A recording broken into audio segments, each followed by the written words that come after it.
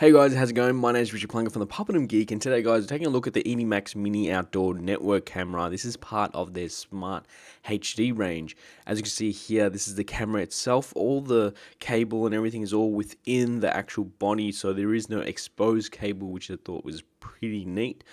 You have this nice little ball joint here that allows you to maneuver and position it in the way that you want, and is actually quite secure because you do tighten it once you've positioned it. Also, the camera itself, like I said, is weatherproof. It's meant for outdoors and it has night vision.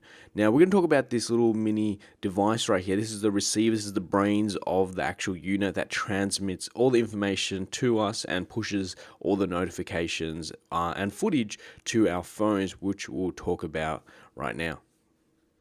So as I mentioned earlier, we've got this little device right here, which sends the image and stores it as well whilst connecting via Wi-Fi or Ethernet. One of the things that I guess it's one of those alternatives. If you are building a new house or have the capacity to run the cables into your walls, this makes it really easy. Power supply just in the back here, and then you plug it in and you can either go through Ethernet or you can connect via wireless, which is really handy. However, the thing about this is this has to be somewhat in a range to the actual device. Yes, you can actually set this up with an extension 3.5 cable. However, at the same time, you do want it quite close by and as well easy accessible so you can access the microSD card as well. Hence why I have it set up somewhere inside the garage, just so it makes it easier for myself if I do have to retrieve any of the footage. Okay, so now installing the app is pretty straightforward. I'm sure everyone out there has installed an app before, but you just search EdiLife on your iOS or Android, and it's a pretty easy process from there. Setting up your camera, so if you have different Edimax cameras, this is all where it will be. So if sometimes when you're connecting to a new device, it doesn't actually find it, just refresh it, make sure your Wi-Fi is on as well. And as you can see here, we've got EdiView setup 39. Just click on that, and it's a pretty straightforward process from there. It pretty much just connects to the device, and then goes through the different steps on actually setting up the camera name and setting a password to that camera as well. So you want to make sure it's a secure password because it's over Wi-Fi as well. You want to make sure that's really secure and has a really good password, not just like 123 or password or anything like that. As you can see here inside our garage, I had some audio over this, but it was slightly delayed from here. Now, it has a really wide angle lens on here, which I was really surprised. You can pretty much see my entire garage here, which I thought was pretty impressive. And as well, this is an outdoor camera, but I do have it indoors just because of just positioning and everything just made it really difficult for me in my situation. But was also a place that was really vulnerable in our house, which is the garage, since it's detached from the house itself. So I thought this is a great place to have, the camera in here, especially with night vision and everything. We can see the door that goes outside, as well as the cars that come in and out. So that's something really nice. Okay, so once you've put in all your information there, pretty much just hit go, and it will set it up. It will then ask you, or prompt you then to connect to your home Wi-Fi.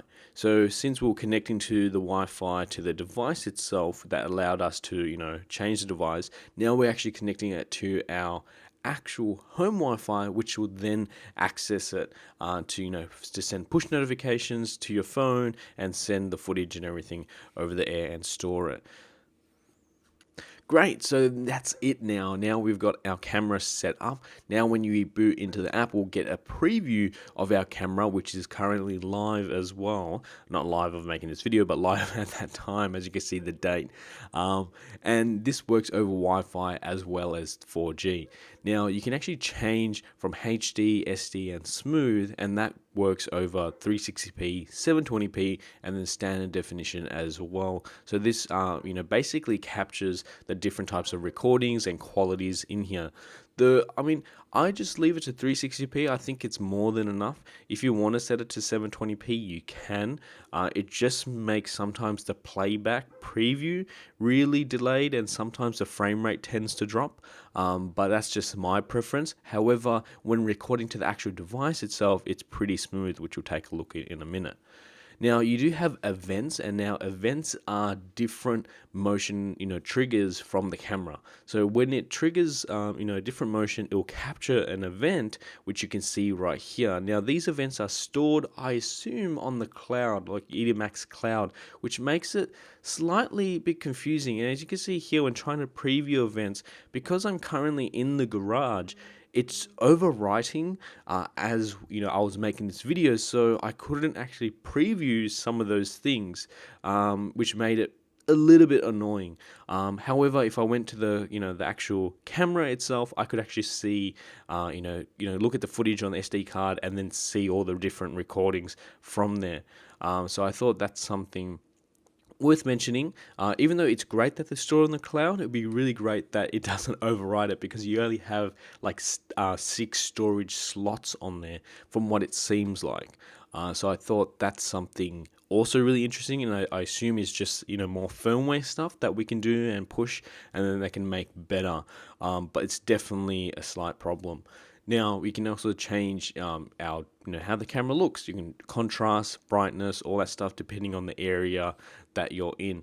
I actually had the brightness just slightly up. I thought just playing around with that, since it's in a dark spot already in the garage, and sometimes the night vision wasn't triggered unless quite dark, because you can see there's still a bit of light in here, but we couldn't see much of the background of the garage. But brightening it up pretty much makes everything all bright, and it was actually pretty good.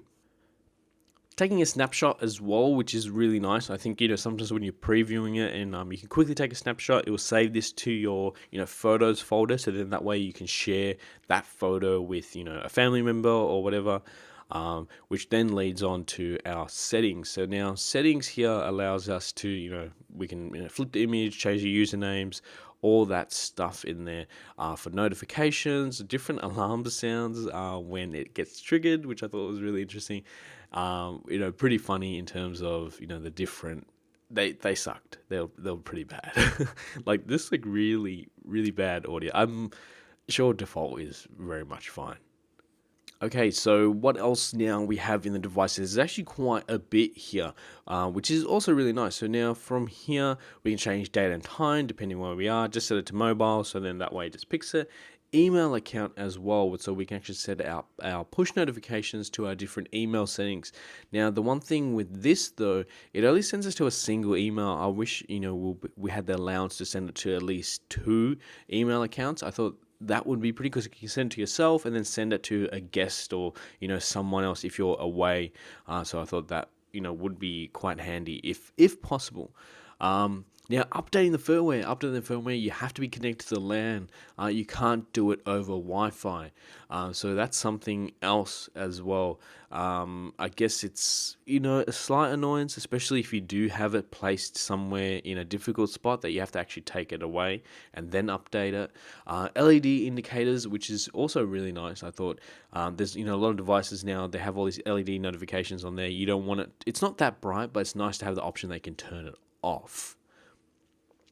So coming back to the main menu now, that's pretty much it in terms of the app. I mean, there's a few settings that we can go into, but I thought I'll just show you here. This is the actual footage here in sort of like somewhat dusk, I would say, just sun setting, so it's like triggered the night vision, and the quality is actually quite reasonable in terms of what we can see here and how the infrared cameras work. There is a bit of light coming through that door, but when in complete darkness, I was actually still impressed, and the quality of it, and being able to sort of see what we see right now.